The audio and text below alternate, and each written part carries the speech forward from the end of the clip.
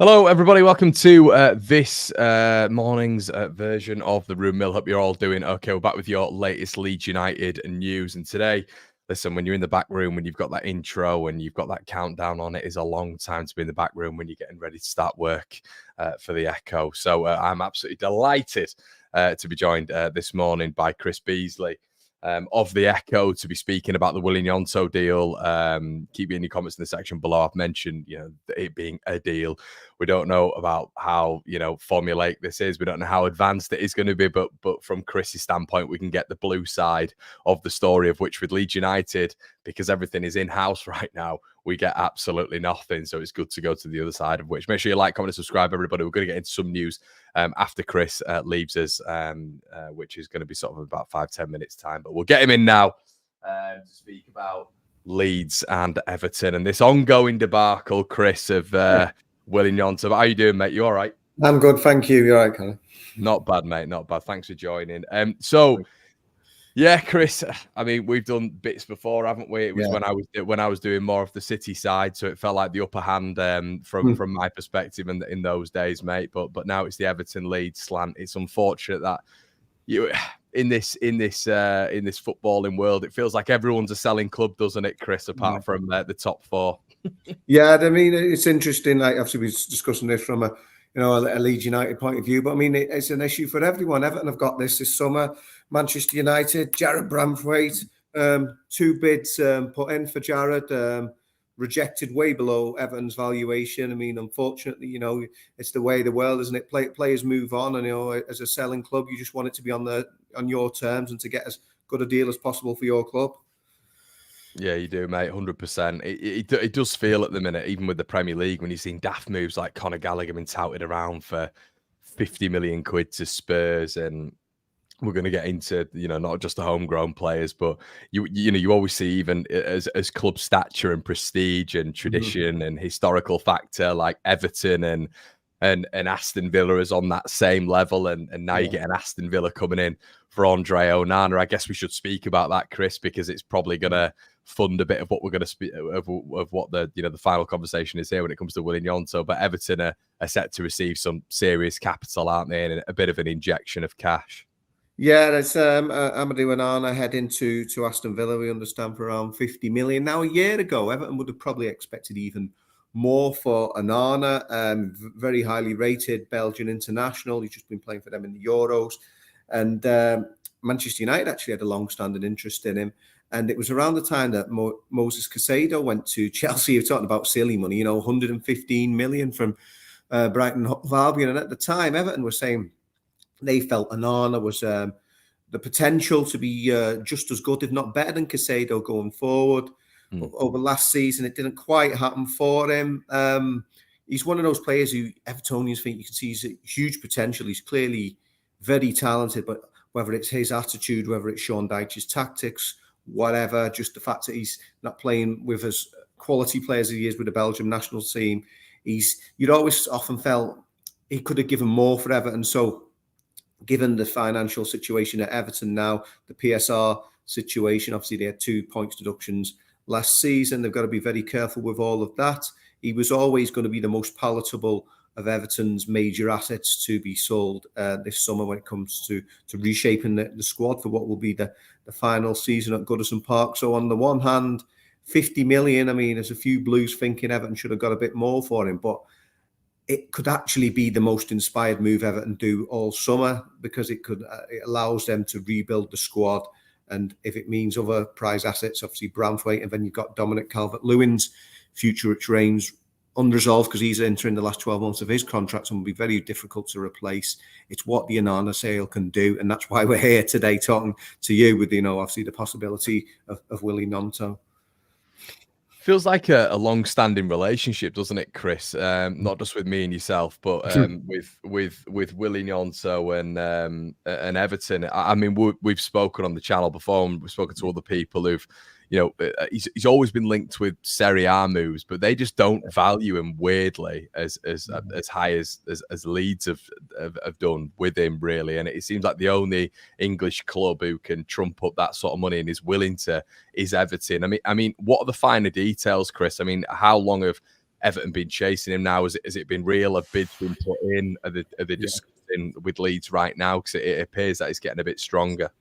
Yeah, I think the problem is if he was to go back to Italy, the way the football finances are now is that, teams towards the bottom end of the Premier League can often pay better than some of the leading Italian teams. So that makes an interesting dynamic in that respect. Yeah, there's a long-standing interest there, as we all know.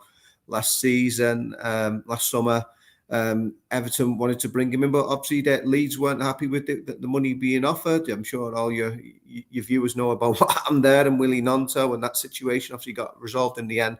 But my understanding at the moment is that he's among the a number of wingers being considered by Everton. He's not necessarily the only one on their radar.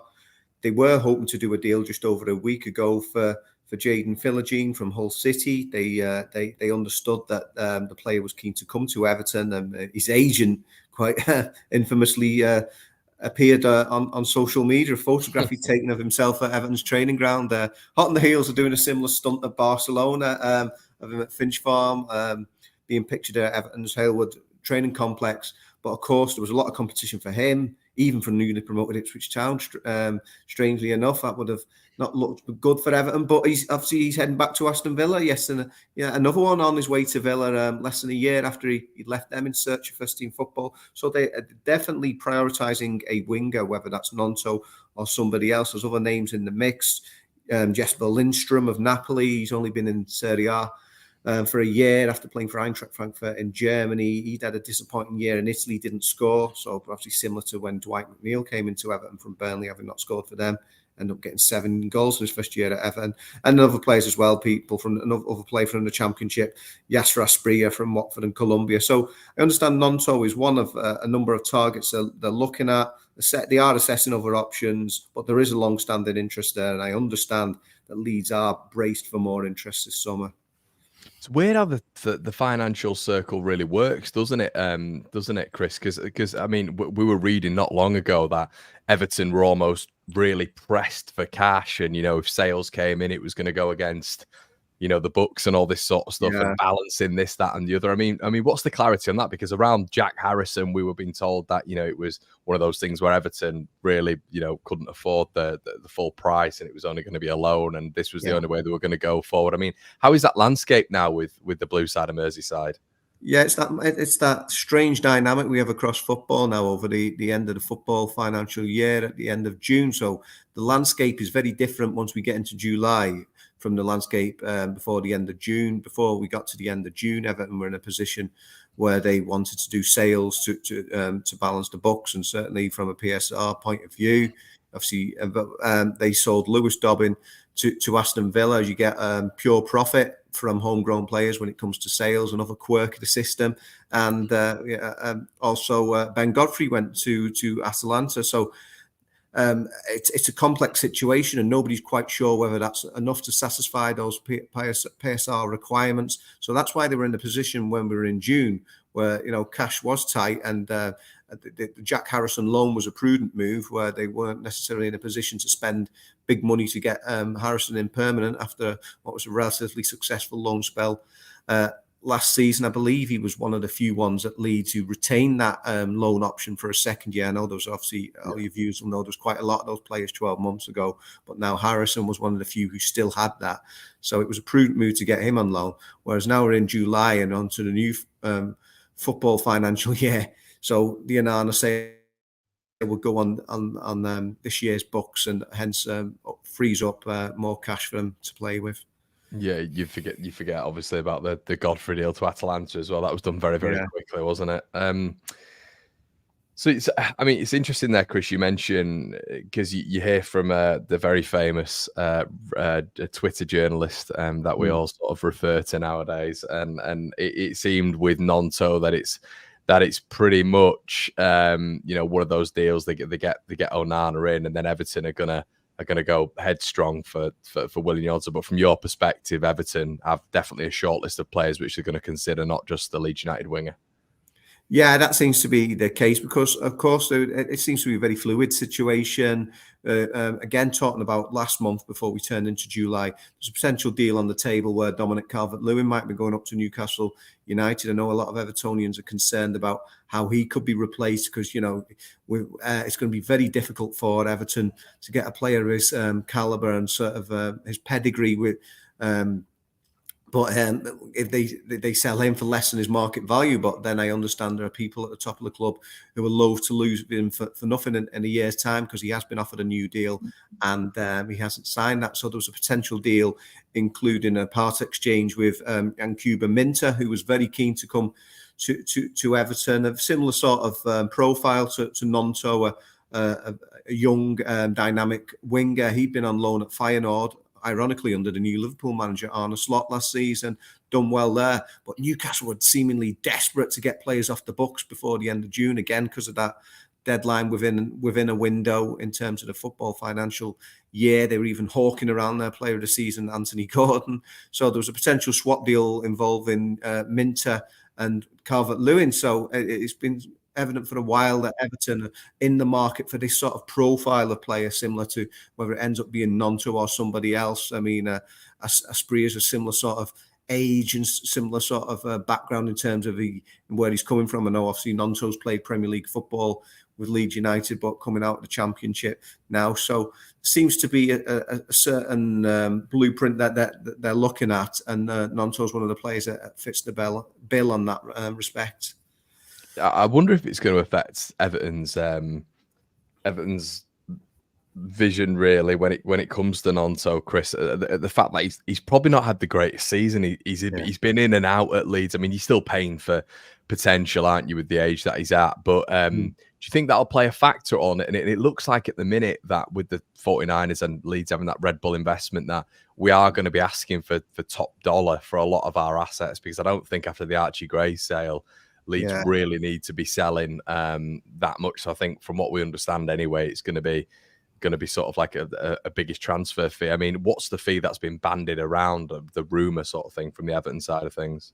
You've not really heard anything in terms of a fee, but and I guess it's how much we don't want to hear this. Certainly, your Leeds fans don't want to hear this, but how much you would necessarily push for the move. I know there were issues with that last summer, and to be fair, that Leeds held firm and said no, that wasn't going to be the case, when he wasn't turning up for matches, and then managed to bring him back into the fold. And then you also wonder from an Everton point of view, do you want a player who's going to have that sort of attitude? I know he's only young, but if another year or two down the line somebody else comes in for him, is he going to kick up the fuss and do something similar at Everton? So I don't know. He's somebody they like. There's somebody who's been on their radar for a considerable amount of time now.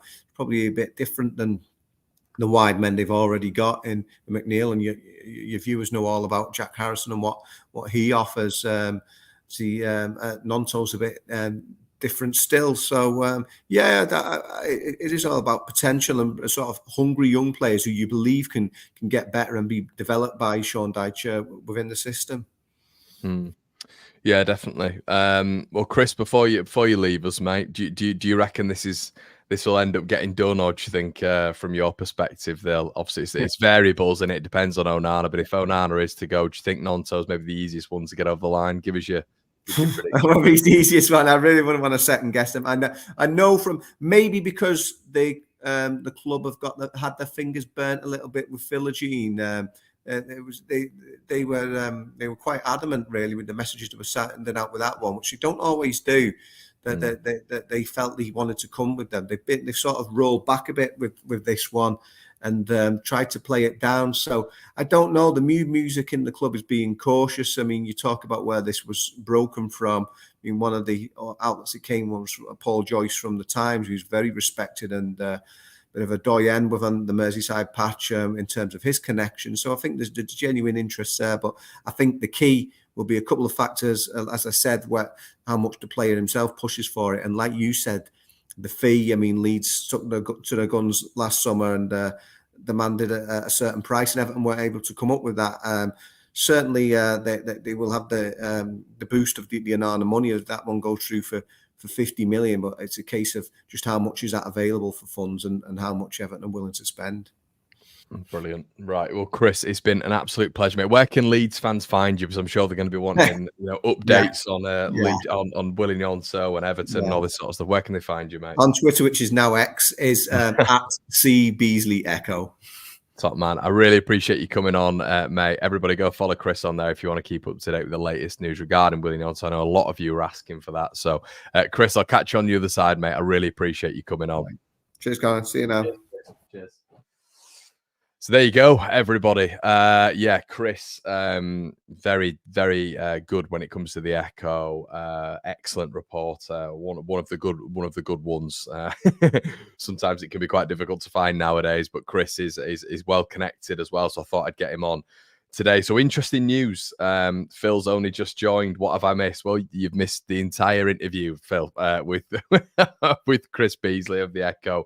But you can go back and watch it, mate. But interesting, everybody. Really interesting to see what Chris says. Obviously, have we learned anything new there? Well, I guess when we initially saw Romano's tweet, everybody was thinking, "Oh my God, it's pretty much on the way." But what Chris was signifying there, that they're after a couple of players. It's not just Willy Gnonto, and it's obviously very dependent on the Onana deal. And as we know, Leeds don't need to sell, as Chris said.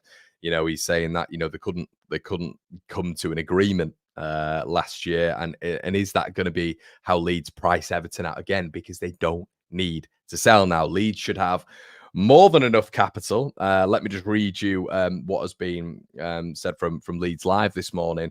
That the club have said in Leeds United that they have doubled their money in less than a year. Let me read that again, everybody. Leeds United have said that they've doubled their money in less than a year. That is a lot, okay? From where we were to where we are now, the club have not only got rid of fringe players, I think it's 15 overall, but almost 6 to 7 mainstays. You're looking at Leeds United selling Cresswell for 4 million, Rocker for 4 million, Nyon, Llorente 4 million, Glenn Kamara 8.6, Archie Gray 35 plus. The list goes on, really, everybody. And then we're looking at wages as well. Wages on top of that, which add to the pot that Leeds will be able to work within. It's a lot, and Leeds should right now, in all fairness, be in a really, really strong position. So, yeah, morning, Jay. A few of you in the building now. Great interviews, Per. Glad you enjoyed it, mate. Please make sure you're slapping our money.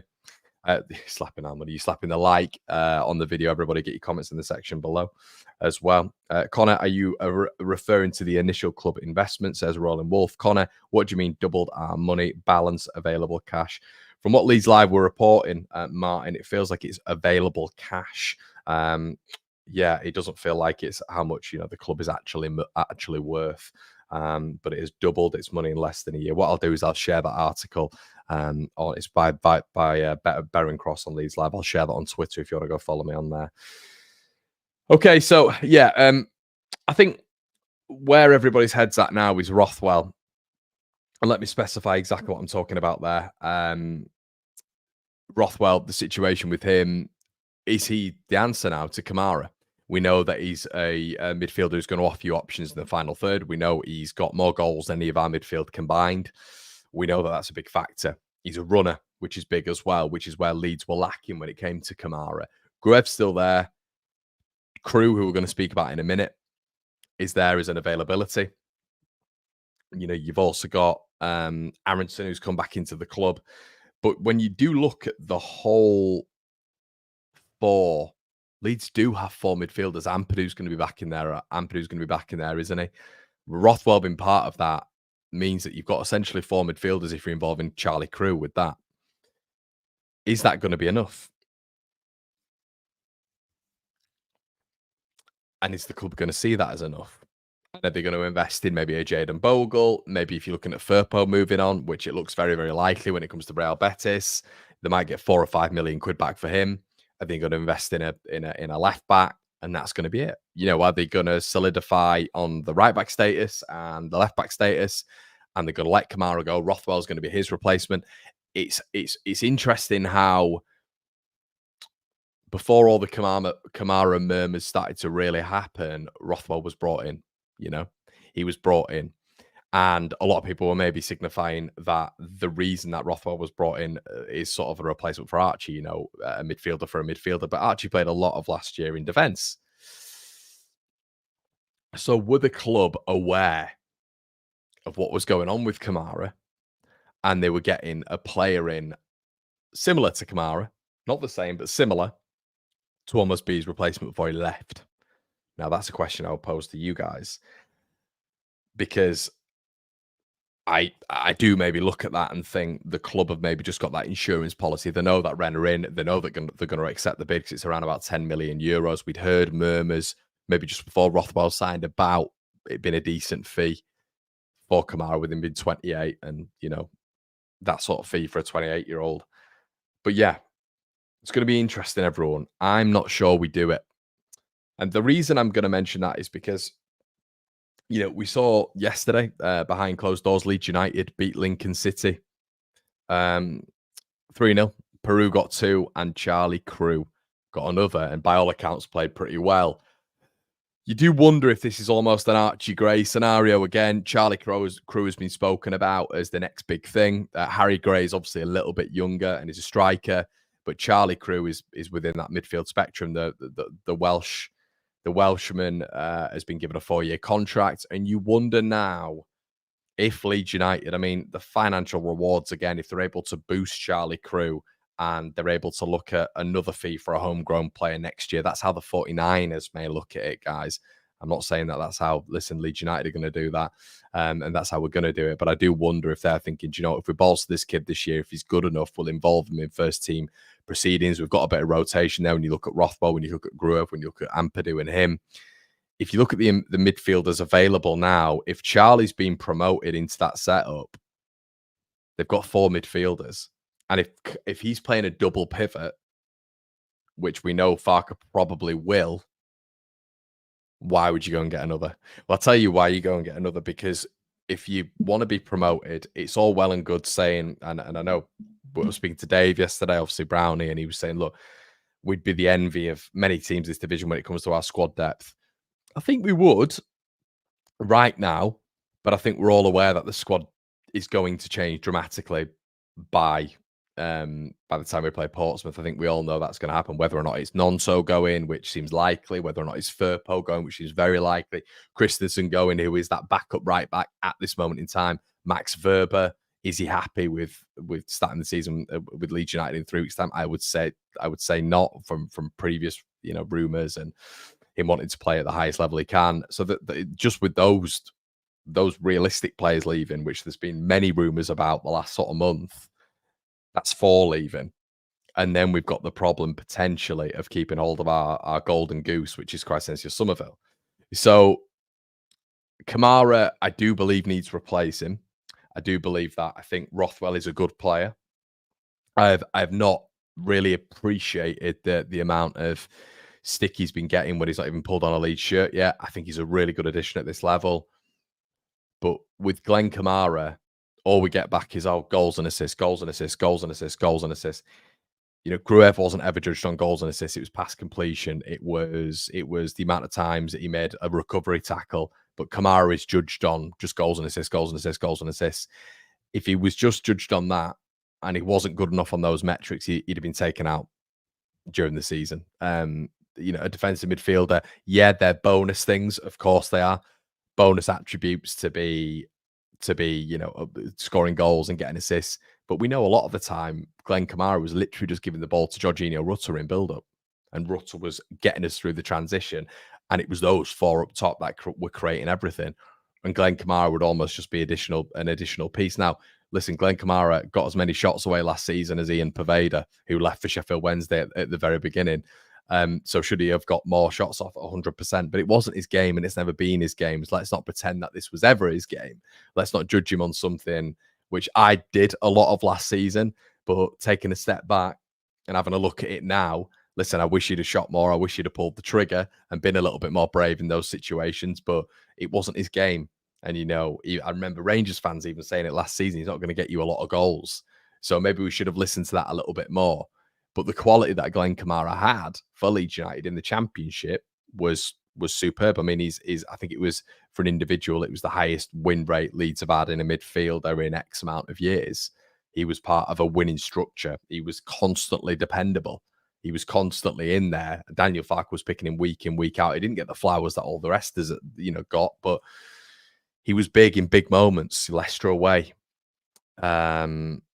being the sort of crowning moment, but he was good in a lot of big games last year, Glenn Kamara, a lot of big games, and he stepped up. So I do think you need to replace him. I do. I think he's an impactful player, a very, very impactful player. So I think if Leeds don't replace him and Joe Rothwell on loan is that replacement. I like Rothwell, but taking it into context, that's not a sufficient replacement for me. I see Rothwell as sustenance. If you want to go to a midfield three, if you want to use him as rotation, but you've got to go and get a replacement for Glenn Kamara. I've mentioned several times on here, Lewis O'Brien been the perfect addition, and Lewis O'Brien been out there now for Leeds United to go and get someone of that caliber, someone of that quality and availability is perfect for Leeds right now. But to not replace him and for Leeds just to go and replace the back two, as in the left back and the right back, and that's going to be where we put a lot of our money in. I wouldn't be happy with that, I have to say. And we're going into a season again short, and then we're discussing again, are Leeds really equipped for top two, which is where we don't want to be in the playoffs this season. We know that the playoffs aren't a happy place for Leeds, so we need to be in the top two. Just keep getting your comments in. Everybody, interested to know what you think on this one. It's an interesting topic of conversation, has to be said.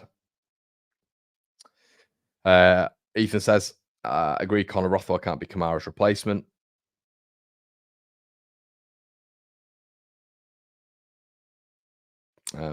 It's all very well getting better squad depth, but will Farke, what is rotation, actually use them in the game? But Charlie Crew is a 6 and not an 8. No, I understand that, mate, but he's going to be obviously in that double pivot, isn't he?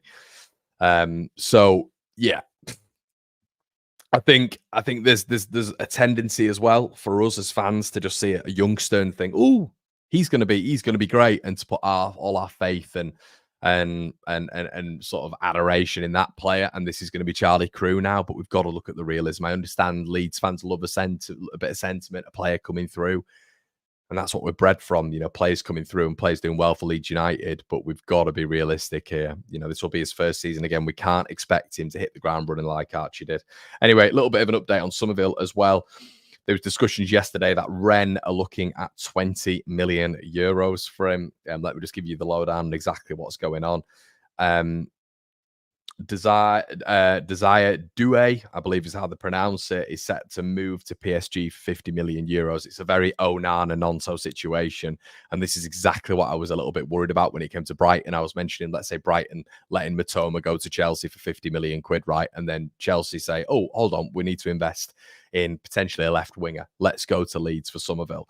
That was sort of a likely situation I was talking about, but you never really consider the teams on the continent as well, do you?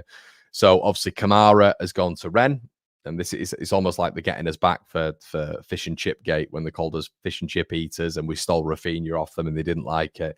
But it's almost like they're doing it back to us now.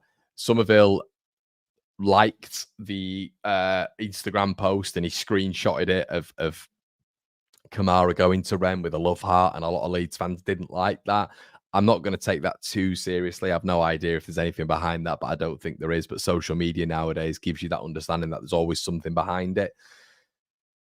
But the conversation with Somerville is why would you go to Rennes? I understand that with Kamara, his words when he moved to Rennes was it's a talent pool, and it really is. Even if we just look at Desire Doué, who's going to PSG for 50 million euros, it looks like Chelsea are in the mix for him as well. But we go all the way back to Rafinha. It is a bit of a talent pool, Rennes, and they're good at identifying talent and building them up and being almost an amazing stepping stone, really. Now, so would that work for Somerville, really? And would he get a better move because his numbers in Ligue 1 would be much better? Even at the age of 28, maybe that's how Kamara's looking at it, to finally move back to the Premier League, but almost go down the Charlie Cresswell route of moving out there, playing well in Ligue 1, and then moving back. But it's all based on Desire Doué. Basically, they've got the capital for him from PSG if that happens, and then they can invest in Crescencio Somerville.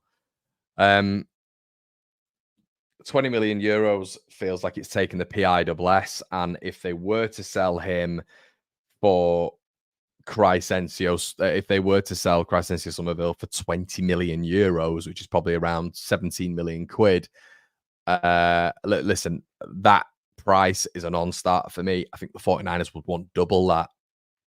We've been told constantly throughout this that the Archie Gray sale will be sustenance enough. We've sold other players and other players and other players. Glenn Kamara was a bit of a hit because we probably all thought, okay, well, I thought the money for Archie was enough. But you look at his age, you look at the money that we've got, you look at the profit we've made. It does kind of make sense from a negotiation business standpoint. But at some point, it would be really nice, I think, as a fan base, to start seeing some more players come in. As I say, as I'm talking, we have 3 weeks left, and I'm not panic stations right now whatsoever. But I am looking at it and thinking, let's see some come in now. Let's see some come in. Let's see a Lewis O'Brien in that midfield. Let's see a Jayden Bogle. Let's just pay that money. If we've doubled our money, whatever that means from a financial standpoint, that the Leeds Live article said that we had done with Barron Cross, we've doubled our money, whatever that is. We surely should have enough to pay for an extra 3 million quid, which is what's reported Leeds need for Jayden Bogle. An expert player at this level. Left back, some of you disagree, but I would go out and even if they want a penny pinch, I go out and get Ryan Manning. That's what I'd do. Options up front as well. Definitely options up front, 100%. So, yeah, I think we need a bit of impetus now. I don't want Leeds to get to the back end of the window again and then be building, because then you get into the season, everything's rushed, certain players haven't had pre-season, they've not played against Harrogate, they've not played against Valencia, they've not done this training camp in Germany that they're doing next week. It all becomes a little bit rushed, and that's not what we want this season, especially when we've had a full pre-season, a full off-season, time to recover with the Euros, and as I said, primarily off-season with Daniel Farke. So, I think it's because we all know as Leeds fans that as much as the squad is what it is right now, I still think we need additions. I still think we need critical additions now. The fringe, the depth of the squad is nowhere near what it was with Jaden Anthony, Charlie Cresswell, Jamie Shackleton, Connor Roberts, many others of which you guys will let me know in the comment section below. Is very thin now, so we need more on that bench as sustenance, and that's kind of maybe where you'd look at Rothwell at the start if we were to bring another 8 in to replace Kamara. But yeah, we'll have to wait and see, everybody. But we're going to be back with more news throughout the day and throughout the rest of your days as well. We've got a Patreon episode that's going to be coming out today, I believe, and then we've got Generation Leeds coming out as well. Merchandise available as well. Link in the description below, everybody. Please slap a like on the video if you've enjoyed it. I hope that it's given a little bit of clarity on Gnonto for you guys. Doesn't seem like it's signed, sealed, and delivered, as Mr. Romano maybe indicated. Everton do have other targets, which is great news. Guys, let me know what you think in the comment section below. Like, comment, subscribe. I'll see you on the other side. Cheers.